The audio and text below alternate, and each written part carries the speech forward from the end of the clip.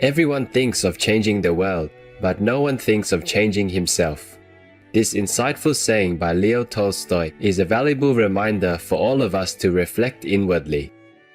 The renowned 19th century Russian author suggested that we ask ourselves what God really wants us to do.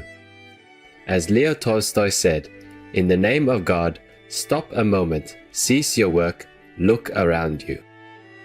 A novel by Tolstoy is not a work of art, but a piece of life, stated Matthew Arnold, a 19th century British poet and critic.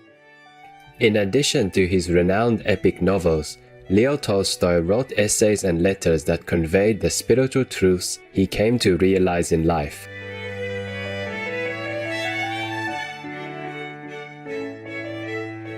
Along with adopting and promoting the vegetarian diet, he became deeply interested in spirituality and living by the ethical teachings of Christ.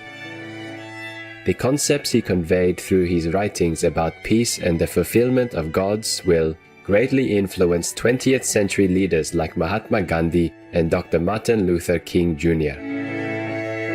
Supreme Master P.2 spoke about the uplifting nature of Leo Tolstoy's work during a group meditation session with our association members in July 1997 in Los Angeles, USA.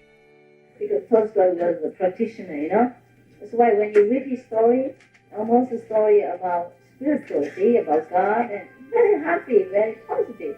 It's very good to read him, to read his book. You try. If you haven't, you try. You can read more, Such thing is very good for you. Discerning viewers, we would like to continue sharing with you the insightful wisdom of Leo Tolstoy from an excerpt of his book The Pathway of Life, called The Spoken Word, Volume 2. The Spoken Word. Thou shalt not judge. Judge not, that ye be not judged. For with what judgment ye judge, ye shall be judged. And with what measure ye mete, it shall be measured to you again. And why behold thou the mote that is in thy brother's eye, but consider not the beam that is in thine own eye?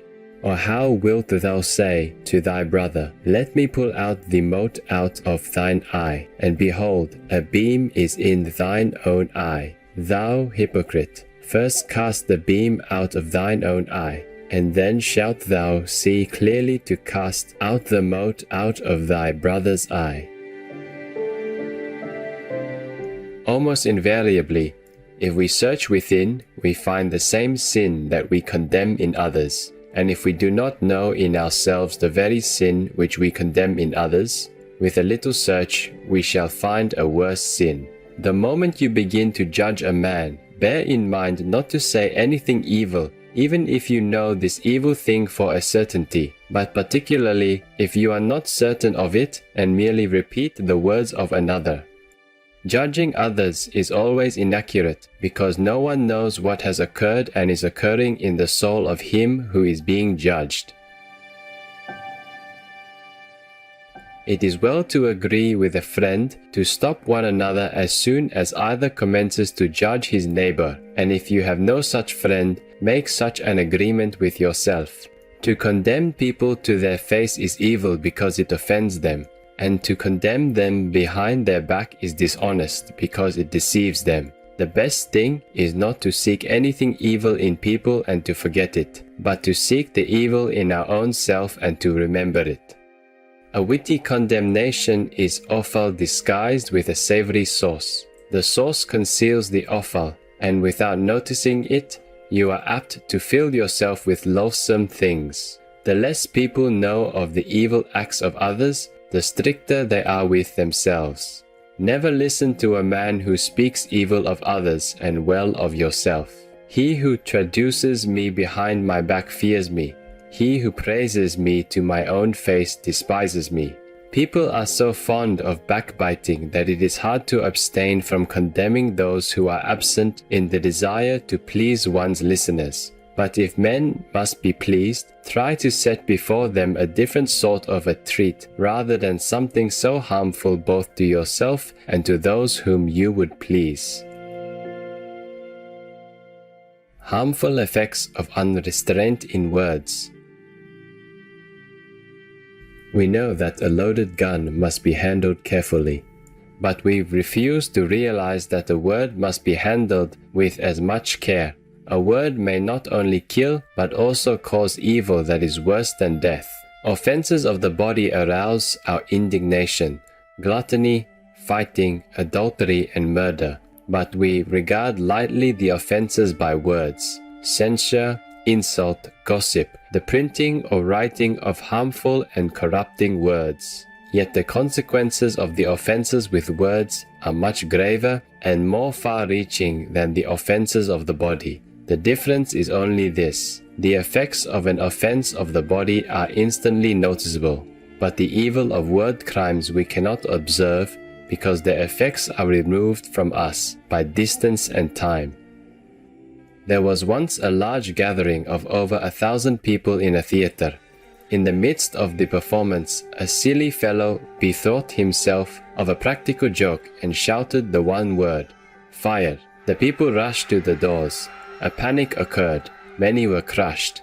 And when quiet was restored, 20 persons were found dead and more than 50 injured. Such is the evil that one foolish word may cause. Here in a theater, you could see an exhibition of the evil effects of one foolish word, but it frequently happens that the effects of a foolish word may not be as noticeable as in this theater, but nonetheless cause still more evil, though gradually and unnoticed.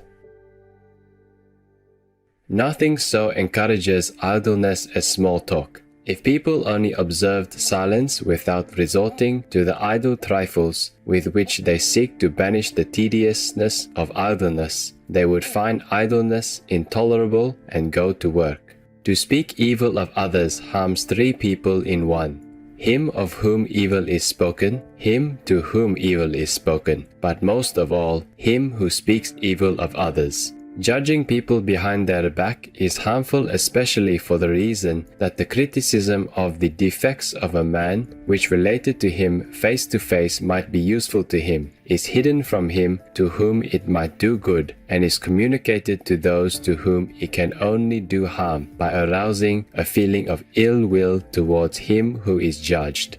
You will seldom regret to have kept silence, but how often do you not regret to have spoken, and how much oftener would you regret if you but knew all the consequences of your words? The more anxious you are to speak, the greater the risk that you will say something evil. Great is the strength of the man who preserves silence, though he be right.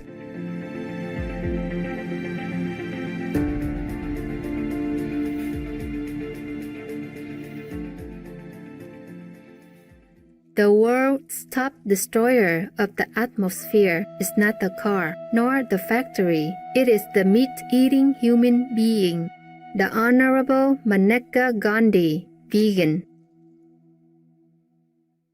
Delightful viewers, it's marvelous to have your company for today's words of wisdom.